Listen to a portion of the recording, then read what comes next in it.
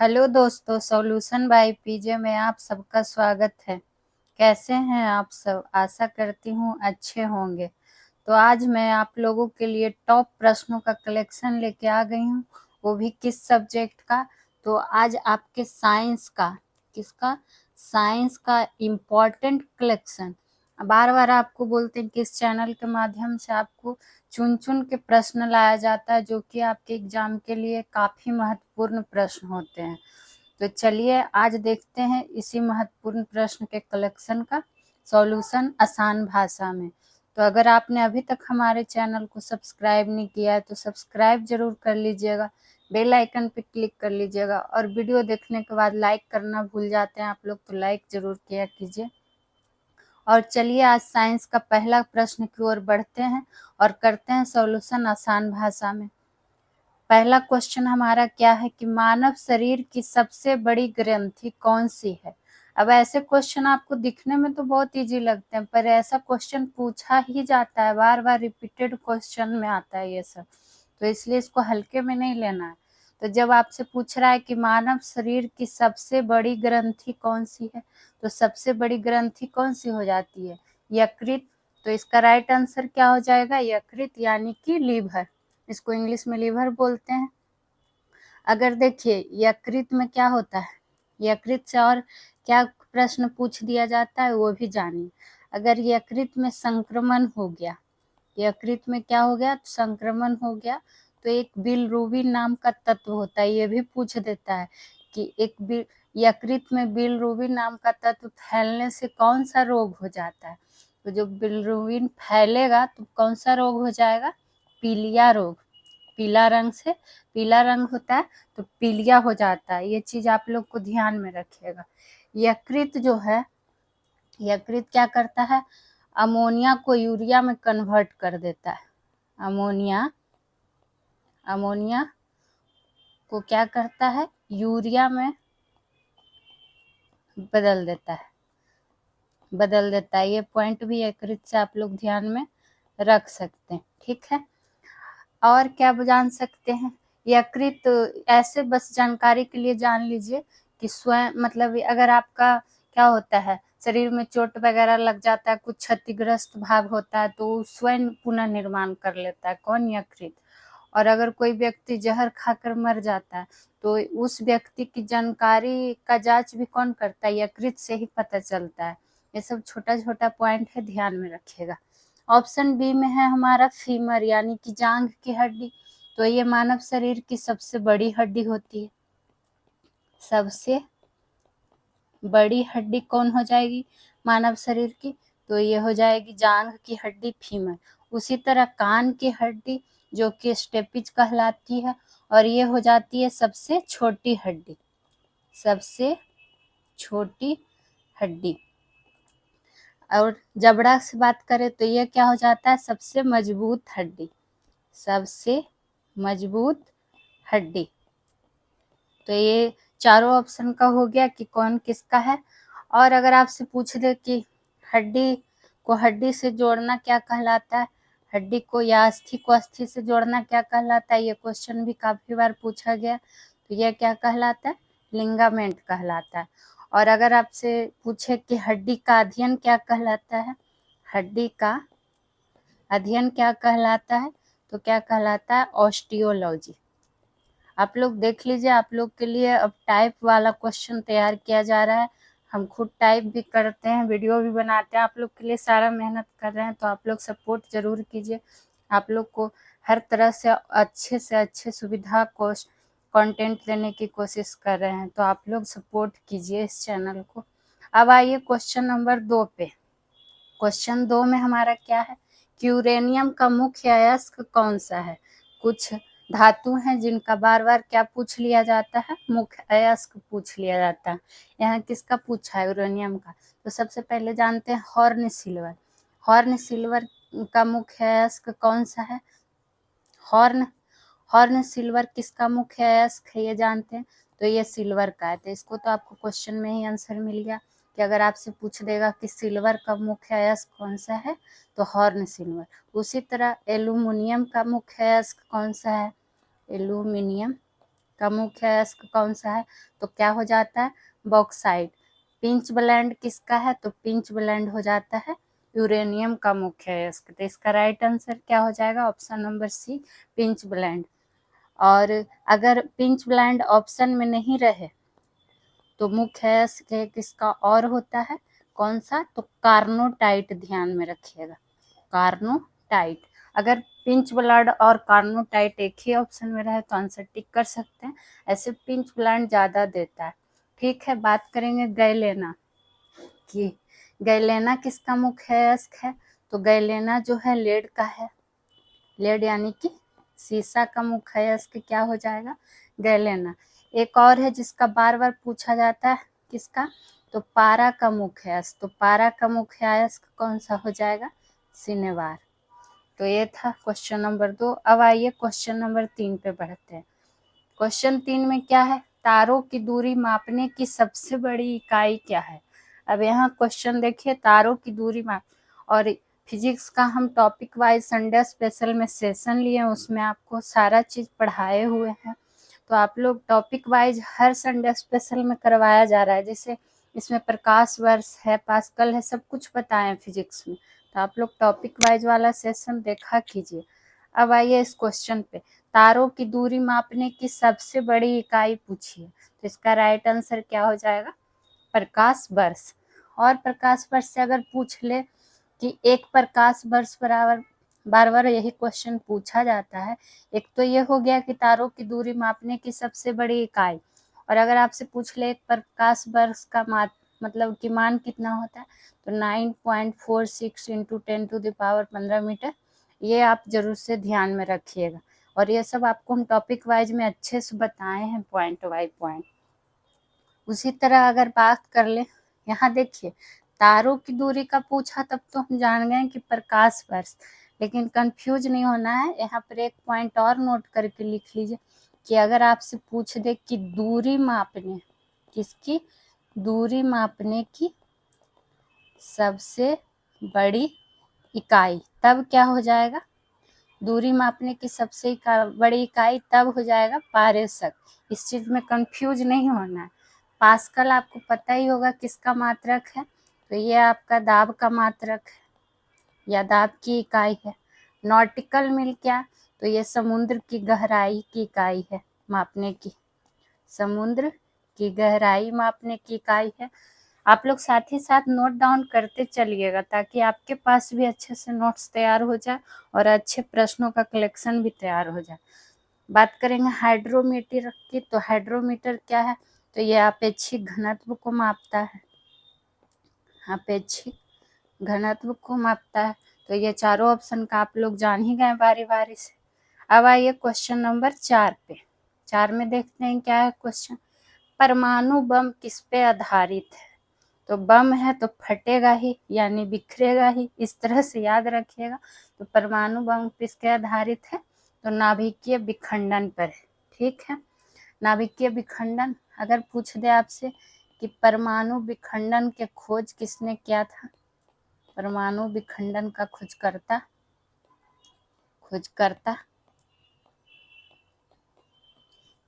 तो कौन हो जाएगा? Auto horn, auto horn. ठीक, ये चीज यहाँ पर ध्यान में रख लीजिएगा। और इससे क्या जान सकते हैं कि जो परमाणु विखंडन होता है, परमाणु विखंडन, इससे दो चीज प्राप्त होता है। क्या क्या? एक होता है यूरेनियम 235, यूरेनियम 235, और एक क्या होता है? Plutonium, plutonium 239। ये चीज ध्यान में रखना है कि विखंडन होकर दो भाग में प्राप्त होता है, यूरेनियम 235 जिसको ऐसे भी लिखते हैं, और प्लूटोनियम 239। ठीक है, ये चीज ध्यान में रख लीजिएगा। वही अगर आपसे पूछ दे कि हाइड्रोजन बम किस पे आधारित है, तो वो नाभिकीय संलयन पर हो जाता है। तो नाभिकीय संलयन पर क्या यहाँ पे पॉइंट नोट कर सकते हैं कि हाइड्रोजन बम इस पर आधारित होता है। किस पर? तो नाभिकीय संलयन पर। कंफ्यूज नहीं होना है, परमाणु बम पूछेगा तो नाभिकीय विखंडन पर, और हाइड्रोजन बम पूछेगा तो नाभिकीय संलयन पर। ये पॉइंट आपको ध्यान में रखना है और हाइड्रोजन बम याद रखिएगा कि परमाणु बम से 1000 गुना अधिक शक्तिशाली होता है, जानकारी के लिए ध्यान में रखिएगा। अब आइए क्वेश्चन नंबर 5 पे, भाभा परमाणु अनुसंधान केंद्र कहाँ है? तब आ गया कुछ ये क्या बोलता है, साइंस एंड टेक का क्वेश्चन, जो कि हमारे लिए हर बार एग्जाम में बनता है इम्पोर्टेंट। तो जानते हैं कि जो भाभा परमाणु अनुसंधान केंद्र है वो कहाँ है। सबसे पहले एक प्रश्न यहाँ से और आपसे क्या पूछ लिया जाता है कि भारत में परमाणु आयोग का जनक किन्हें कहा जाता है? भारत में परमाणु आयोग का जनक किन्हें कहा जाता है? तो ये कहा जाता है होमी जहांगीर बाबा को। और ये इन्हीं के नाम पे क्या है, भाभा परमाणु अनुसंधान। तो ये पॉइंट आप लोग जरूर ध्यान में रखिएगा। और भाभा परमाणु अनुसंधान केंद्र की बात करें कि ये कहाँ है, तो ये आपका महाराष्ट्र के कहाँ है, ट्रॉम्बे में है। कहाँ है? तो ट्रॉम्बे में है, महाराष्ट्र के। कौन चीज? तो भाभा परमाणु अनुसंधान केंद्र। महाराष्ट्र में एक और पूछ लिया जाता है, उसको ध्यान में रख लीजिएगा। महाराष्ट्र में कौन सा? तो तारापुर। आप लोग प्रीवियस ईयर क्वेश्चन देखा कीजिए, आपको ऐसे प्रश्न मिल जाएंगे। तारापुर भी कहाँ है? मुंबई में। और ये तारापुर परमाणु अनुसंधान केंद्र भी यही मिलेगा, महाराष्ट्र में ही। उसी तरह अगर आपसे पूछे कि राजस्थान में कौन सा परमाणु अनुसंधान केंद्र है, जो कि एग्जाम में यही चारों का बार बार पूछा ही जाता है, तो राजस्थान का जान लेते हैं। आप लोग सुन के भी अच्छे से नोट डाउन कर सकते हैं, अगर यहाँ से ठीक से आपका नहीं पता चले तो। राजस्थान में कौन सा है? रावत भाटा परमाणु अनुसंधान केंद्र कहाँ है? राजस्थान में। यहाँ पे ही आपको लिख देते हैं राजस्थान, ठीक है। गुजरात में कौन सा है? देखिए, ये सब पूछा गया है बार बार, काकरा पार। यहाँ पे सारा क्वेश्चन आपके लिए इम्पोर्टेंट है और चुन चुन के लाया जाता है, तो आप लोग नोट डाउन जरूर कीजिएगा। तो ये थे, देख लीजिए, एक बार रिपीट कर देते हैं। भाभा परमाणु अनुसंधान केंद्र कहाँ है? तो ये आपका महाराष्ट्र के ट्रॉम्बे में है। उसी तरह राजस्थान में कौन सा परमाणु अनुसंधान केंद्र है? तो रावत भाटा। और ये गुजरात में कौन सा है? तो काकरा पार। देखिए ऑप्शन नंबर बी का बच गया, तो ये नीचे लिख देते हैं कि तमिलनाडु में कौन सा है? तमिलनाडु में कौन सा है, ये भी जान लेते हैं। तो कलपक्कम। तो ये इम्पोर्टेंट है प्रश्न, इसको इग्नोर नहीं करना, स्टार मार्क्स कर देते हैं, ठीक है। अब आइए क्वेश्चन नंबर 6 पे, मूली में तीखापन किसके कारण होता है? तो अब जानते हैं मूली खाते ही हैं आप लोग, तो थोड़ा तीखा लगता है, तो ये किसके कारण होता है, ये भी तो जानना जरूरी। तो ये होता है आइसोसाइनेट के कारण। किसके कारण? तो आइसोसाइनेट के कारण। उसी तरह आपसे पूछ लेता है कि मिर्च में तीखापन किसके कारण होता है? मिर्च में तीखापन किसके कारण होता है? तो ये होता है कैप्सेसिन के कारण। और ये सब एग्जाम में बार बार पूछा गया है। कुकरबिटसिन क्या किस में होता है? तो इसका प्रश्न का आंसर आप लोग दीजिएगा, क्योंकि हम बताए हैं बहुत बार। बात करेंगे लाइकोपिन का, तो ये किसमें? टमाटर का पूछ देता है कि लाल रंग किसके कारण होता है?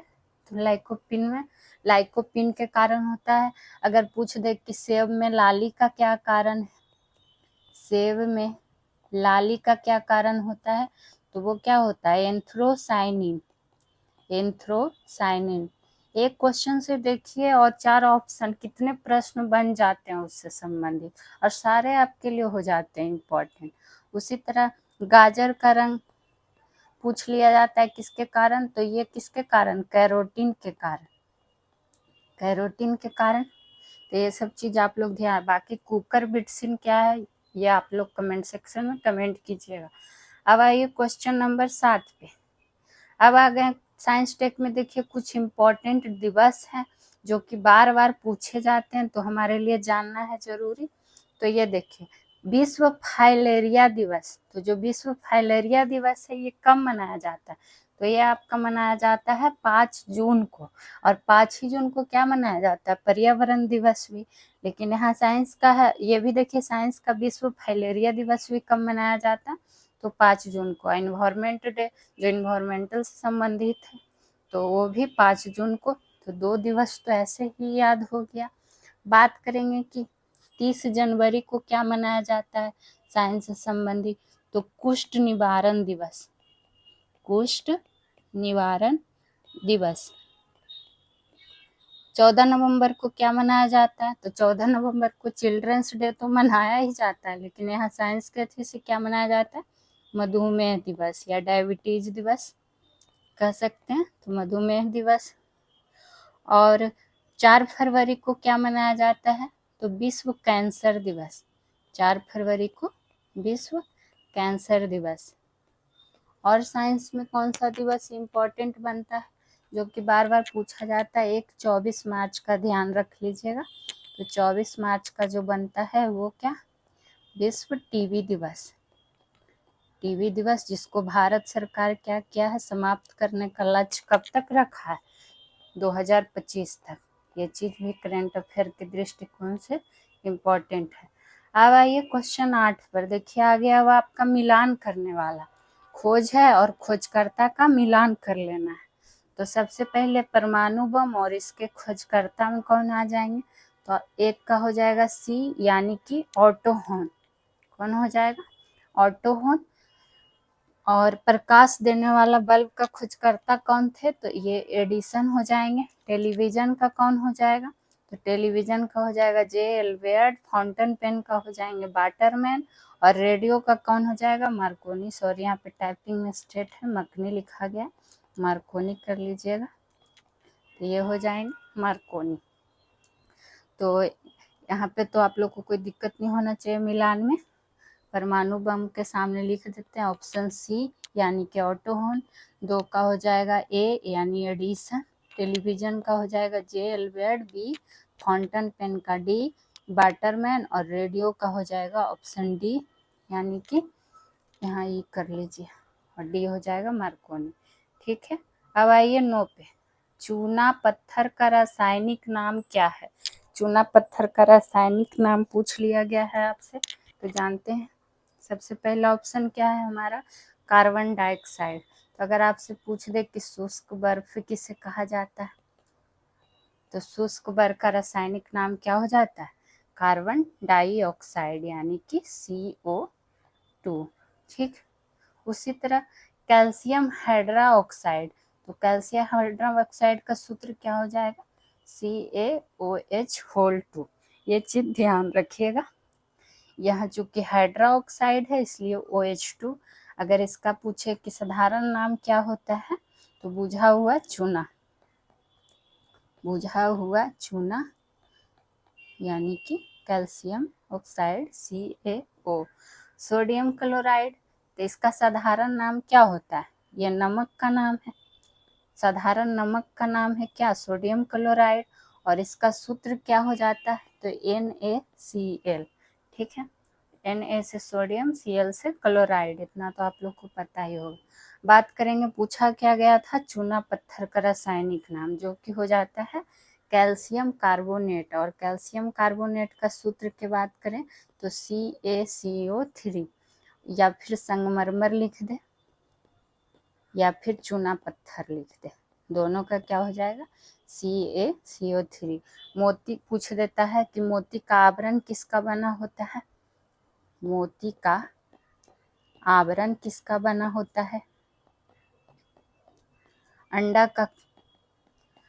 का आवरण किसका बना होता है, तो ये सारा किसका बना होता है, सारा कैल्शियम कार्बोनेट का बना होता है। और ये सब क्वेश्चन पूछा हुआ है। तो आप लोग से अब आइए क्वेश्चन 10 पे देखते हैं डिस्कस। रक्त में पाया जाने वाला लाल पदार्थ कौन सा है, तो रक्त में लाल पदार्थ क्या होता है, खून का रंग क्या होता है, लाल लाल होता है। तो वही से क्या हो जाएगा, हीमोग्लोबिन। तो रक्त में पाया जाने वाला लाल पदार्थ कौन सा है, तो हीमोग्लोबिन। या फिर रक्त का लाल रंग किसके कारण होता है, ऐसे क्वेश्चन भी पूछ सकता है। तो किसके कारण होता है, हीमोग्लोबिन का। ठीक है।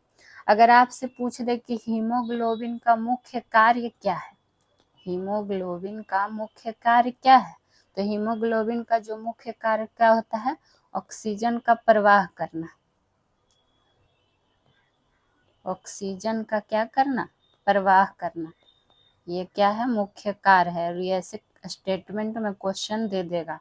ठीक, उसी तरह रक्त को शुद्ध कौन करता है, रक्त को शुद्ध करने का कार्य कौन करता है, तो वो कौन करता है, गुर्दा करता है शुद्ध करने का कार्य। ठीक, किस रोग में रक्त का थक्का नहीं जमता है, मतलब पूछ लेगा क्वेश्चन कि किस रोग में रक्त में थक्का नहीं जमता है, तो किसके कारण, हीमोफीलिया के कारण रक्त में थक्का नहीं जमना। और किस विटामिन की कमी से, तो विटामिन के, ये चीज भी ध्यान में रख लीजिएगा। अब विटामिन के का रासायनिक नाम पूछ दे तो फिलोक्यूनिन, इतना चीज तो ध्यान में आप लोग रख ही सकते हैं। अब आइए क्वेश्चन, आप देखिए 11 पर आने से पहले आप लोग से एक रिक्वेस्ट है, तो 10 प्रश्न हमारा कंप्लीट हो चुका है सॉल्यूशन।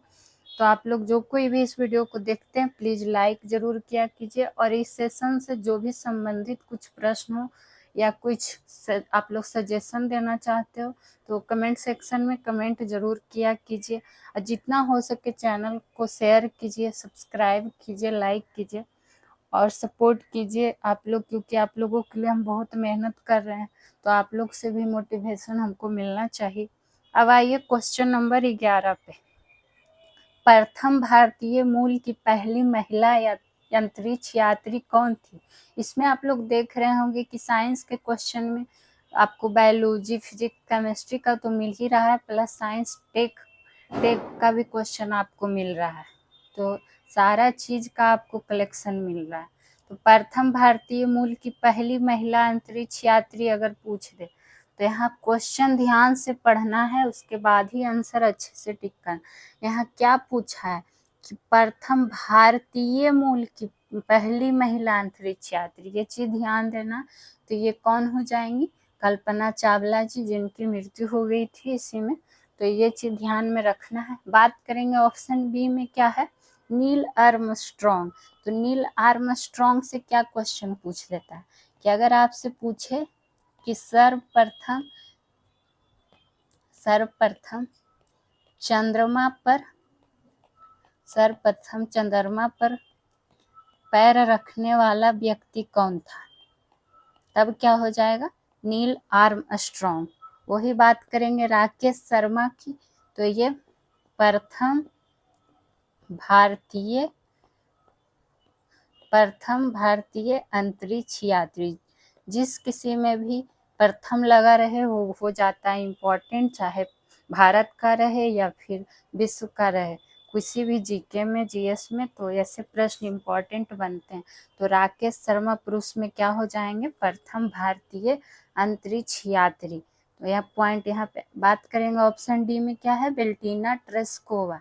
तो ये क्या थी, प्रथम महिला अंतरिक्ष यात्री, प्रथम महिला अंतरिक्ष यात्री। देखिए यहाँ से कंफ्यूज नहीं क्रिएट कर लेना है माइंड में। कैसे, अगर आपसे पूछ दे कि प्रथम महिला अंतरिक्ष यात्री कौन थी, तब बेल्टिना ट्रेस्कोवा, लेकिन जब भारतीय जोड़ दे कि प्रथम भारतीय मूल की पहली महिला अंतरिक्ष यात्री कौन थी, तब क्या आंसर हो जाएगा, कल्पना चावला। यही सब एग्जाम में छोटा छोटा चीज हम लोग को ध्यान में रखना है। अब आइए क्वेश्चन नंबर 12 पे, पीवीसी किसके बहुलीकरण से प्राप्त होता है। तो अब जानते हैं पीवीसी किसके बहुलीकरण से प्राप्त होता है, तो पीवीसी का फुल फॉर्म क्या हो जाएगा, पॉली विनाइल क्लोराइड। केमिस्ट्री का क्वेश्चन आ गया, देखिए पॉली विनाइल क्लोराइड हो जाएगा पीवीसी का फुल फॉर्म। और इसका बहुलीकरण से क्या प्राप्त होता है, तो ये प्राप्त हो जाता है आपका क्या, विनाइल क्लोराइड। देखिए इसके क्वेश्चन में ही आंसर छुपा हुआ, पॉली विनाइल क्लोराइड, और इसी से बहुलीकरण से पूछ लिया गया, तो पॉली विनाइल क्लोराइड में यानी कि विनाइल क्लोराइड ही छिपा हुआ है। और इसका सूत्र क्या होता है, पॉली विनाइल क्लोराइड का, तो अगर सूत्र पूछ दे तो सूत्र होता है C2H3Cl होल N। ठीक, ये चीज ध्यान रखिएगा। पॉलीविनाइल क्लोराइड मतलब क्या होता है, देखिए किस चीज में उपयोग होता है, मजबूत बहुत रहता है, तो इसलिए इसको भवन निर्माण में, स्वास्थ्य सेवा में, ऑटोमोबाइल आदि का मतलब विभिन्न प्रयोग में उपयोग किया जाता है। तो इस तरह से ध्यान में रख लेते हैं, लेकिन फिलहाल ये बस क्वेश्चन का आंसर है, यहाँ पे ध्यान रख लीजिएगा। अब आइए क्वेश्चन नंबर 13 से। क्वेश्चन 13 क्या है?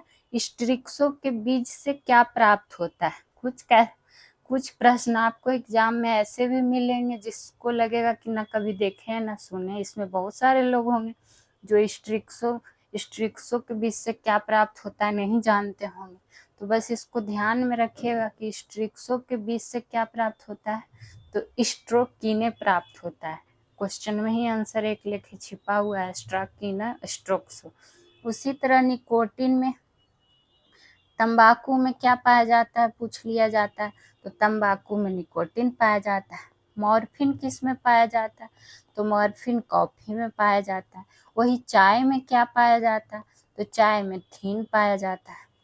कुनैन कुनैन का क्या क्वेश्चन बन जाता है कि किसका छाल से प्राप्त होता है, तो ये सिनकोना के छाल से, सिनकोना का छाल से प्राप्त होता है क्या, कुनैन। ठीक, तो ये चीज ध्यान में रख लीजिएगा, छोटा छोटा पॉइंट है। अब आइए क्वेश्चन नंबर 14 पे। जोक केचुआ किस ग्रुप में आते हैं?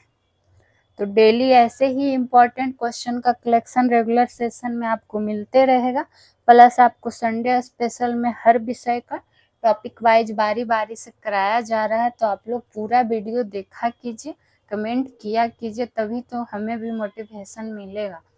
और आप लोग पढ़ के देखिए, विश्वास कीजिए, आप लोग को फ्री ऑफ कॉस्ट बहुत अच्छा कंटेंट दिया जा रहा है, तो आप लोग फायदा उठाइए इस चीज का।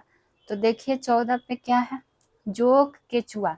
तो ऐसे क्वेश्चन आपको एग्जाम्पल ही दे के बस पूछे जाएंगे।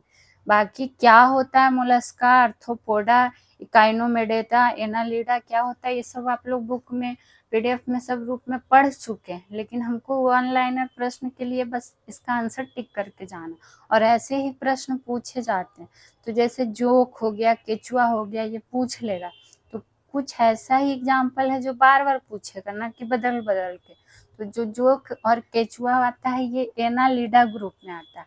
इंग्लिश में ऑप्शन इसलिए दिया गया है कि बायोलॉजी का कुछ टर्म ऐसा होता है कि आप इंग्लिश में लिखो या हिंदी में सेम ही रहेगा। तो जैसे एनालिडा ग्रुप ये ही है, एनालिडा ग्रुप में क्या होता है, जोक और केचुआ आता है। बात करेंगे मोलस्का ग्रुप का, मोलस्का हिंदी में ऐसे लिखाएगा मोलस्का ग्रुप। तो मोलस्का ग्रुप में क्या क्या आ जाता है, मोलस्का ग्रुप में आप लोग बताइए क्या क्या आता है। मोलस्का ग्रुप का थोड़ा सा हमें ही ध्यान नहीं आ रहा है, जब तक रुकिए पहले आर्थ्रोपोडा का जान लेते हैं कि आर्थ्रोपोडा में क्या क्या आता है।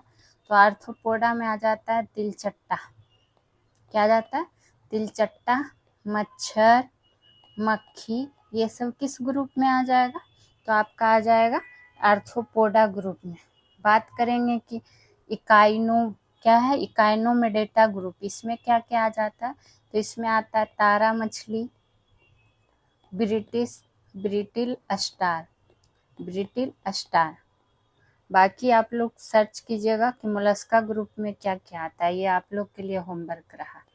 माइंड स्लिप हो रहा है मेरा थोड़ा सा, तो आप लोग इसको देख लीजिएगा। अब आइए क्वेश्चन नंबर 15 पे। विटामिन के का रासायनिक नाम क्या है? तो विटामिन देखिए, कुछ महत्वपूर्ण विटामिन है जिनका रासायनिक नाम पूछ लिया जाता है। तो विटामिन के का रासायनिक नाम क्या हो जाएगा, फिलोक्विनोन, फिलोक्विनोन। हिंदी में भी आप लोग को लिख देते हैं। ऐसे कुछ टर्म आपको बायोलॉजी का इंग्लिश का ही याद रखना चाहिए, जिससे कि आपको आसानी होगा क्वेश्चन समझने में। कभी कभी आपको बायोलॉजी साइंस का देखिएगा ना, स्पेशली बायोलॉजी का क्वेश्चन में आपको इंग्लिश का टर्म समझ में आएगा। बात करेंगे, देखिए विटामिन के का रासायनिक नाम हो गया फिलोक्विनोन, जिसके कारण कमी के कारण क्या होता है, अभी आपको बताएं कुछ देर पहले, हीमोफीलिया रोग हो जाता है, जिसमें क्या होता है, रक्त का थक्का नहीं बनता है, ये आपको बता दी। बात करेंगे स्कॉर्बिक एसिड, ये किसका रासायनिक नाम है, तो ये विटामिन सी का रासायनिक नाम है। और इससे कौन सा रोग हो जाता है, तो स्कर्वी। बाकी मसूड़ों में खून आना भी इसी का लक्षण है, विटामिन सी की कमी का। बात करेंगे साइनोकोबाल्मिन, इसको स्टार मार्क कर लीजिएगा, एक ऑप्शन सी वाले को और ऑप्शन डी वाले को, क्योंकि ये दोनों एग्जाम में बहुत बार रिपीट हुआ है। तो साइनोकोबाल्मिन किस विटामिन का रासायनिक नाम है, तो साइनोकोबाल्मिन जो है ये किस विटामिन का नाम है, तो विटामिन बी12 का, विटामिन बी12 का। और इसके कारण क्या होता है, एनीमिया। ठीक, उसी तरह राइबोफ्लाविन किस विटामिन का नाम है, तो विटामिन बी2। बी2 और बी12 कंफ्यूजन क्रिएट करेगा, इसलिए इसको ध्यान में रख लीजिएगा। तो बी2 से क्या हो जाता है, कौन सा रोग, किलोसिस रोग, किलोसिस रोग। तो ये कुछ विटामिन से संबंधित रासायनिक नाम और रोग थे। अब आइए क्वेश्चन नंबर 16 में। अगर एक चीज और यहाँ पे आप लोग जानकारी के लिए पूछा जाता है क्वेश्चन, तो ध्यान में रख लीजिए जब विटामिन का आया ही है तो, कि जल में घुलनशील विटामिन कौन सा होता है, जल में घुलनशील विटामिन। जितना छोटा से छोटा, बड़ा से बड़ा प्रश्न बन सकता है, कोशिश में रही है कि आपको इससे संबंधित सारा बताया जाए। तो विटामिन बी और विटामिन सी क्या होता है, जल में घुलनशील विटामिन होता है। और वसा में कौन कौन सा, तो vitamin A, vitamin D, vitamin E और विटामिन के, ये होता है, ध्यान में रख लीजिएगा, वसा में घुलनशील विटामिन। अब आइए क्वेश्चन नंबर 16 पे। आंवला में बोरान तत्व की कमी से कौन सा रोग होता है, बताइए। अब आंवला में भी रोग होता है और किसकी कमी से होता है, कितना चीज याद रखना पड़ता है स्टूडेंट को। तो आंवला में होता है किस तत्व की कमी से, तो बोरान तत्व की कमी से।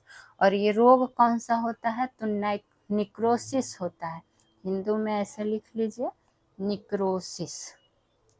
निक्रोसिस रोग हो जाता है आंवला में अगर बोरान तत्व का कमी है तो। ठीक है, बात करेंगे लिटिल लीफ रोग। तो लिटिल लीफ रोग पहले किस में होता है, तो ये आपका होता है नींबू में। हिंदी में ही लिख लेते हैं, आप लोग के लिए आसान होगा, लिटिल लीफ रोग। और ये किस तत्व के कारण होता है, ये भी जान लीजिए, तो कॉपर के कारण, कॉपर के कमी के कारण क्या होता है, नींबू में लिटिल लीफ रोग होता है। और नींबू में एक रोग और होता है, डाईबैक रोग, डाईबैक रोग। और ये भी किसकी कमी के कारण है, तो ये भी कॉपर के कारण। तो नींबू में कॉपर के कारण दो रोग, एक लिटिल लीफ रोग और एक डाईबैक रोग। बताइए, आदमी में तो रोग होता ही है, साग सब्जी फल में भी रोग होता है, सब चीज पढ़ना है हम लोग को। अब खैरा रोग किस में हो जाता है, खैरा रोग की बात करें तो ये किस में होता है, ये होता है धान में। और धान में किस तत्व की कमी से, तो जस्ता की कमी से। मार्स रोग, मार्स रोग, ये मार्स रोग किस में होता है, तो ये होता है मटर में। और मटर में किसके कारण, तो मैग्नीज तत्व की कमी कारण। देखिए यहाँ पर कंफ्यूज नहीं होना है, आप लोग को अच्छे से बता देते हैं, नोट डाउन करिएगा कि आंवला में जब बोरान तत्व की कमी रहेगा तो कौन सा रोग हो जाएगा, निक्रोसिस। वही लिटिल लीफ में कॉपर का कमी रहेगा तब क्या हो जाएगा, लिटिल लीफ रोग किस में हो जाएगा, नींबू में। डायबैक रोग भी किस में हो जाएगा, नींबू में ही, किसके कारण, तो कॉपर के कारण। और खैरा रोग किस में होता है, तो धान में होता है, और किसकी कमी के कारण, तो जस्ता के कारण। मार्स रोग किस में होता है, तो मटर में, और किसके कारण, तो मैग्नीज के कारण। तो आप लोग सुन के भी अच्छे से नोट डाउन कर सकते हैं। अब आइए क्वेश्चन नंबर 17 पे। क्वेश्चन 17 पे है खतरा, नहीं खतरा नहीं है, बस आप लोग को आसानी से याद रहेगा। तापमान बढ़ने से पृष्ठ तनाव पर क्या प्रभाव पड़ेगा, पृष्ठ तनाव से आ गया क्वेश्चन। तो तापमान बढ़ेगा तो पृष्ठ तनाव पर क्या प्रभाव पड़ेगा, घट जाएगा, अपोजिट होगा। तापमान बढ़ेगा तो पृष्ठ तनाव क्या होगा, घट जाएगा। अब कुछ एग्जाम्पल है जो पृष्ठ तनाव का बार बार एग्जाम में आपसे पूछा जाता है।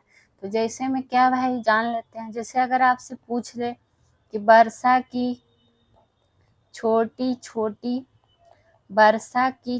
छोटी बूंदे जो गोलाकार होती हैं वो किसके कारण होती हैं? तो ये भी होती हैं पृष्ठ तनाव के कारण। यहाँ पर ऐसे करके लिख लीजिए, किसी का एग्जाम्पल है। और क्या पूछ देता है, और आपसे पूछ देता है बॉल पेन सिद्धांत। बॉल पेन सिद्धांत किस पर काम करता है, या बॉल पेन सिद्धांत किस पे आधारित है? तो पृष्ठ तनाव पर। वही अगर आपका पूछ दे एग्जाम्पल में कि तेल की बूंदों का पानी पर फैलना, तेल की बूंदों का पानी पर फैलना, आप लोग प्लीज नोट डाउन जरूर कीजिएगा। देख रहे हैं सारा एग्जाम्पल से आपको समझा रहे हैं कि क्या क्या पूछा जाता है।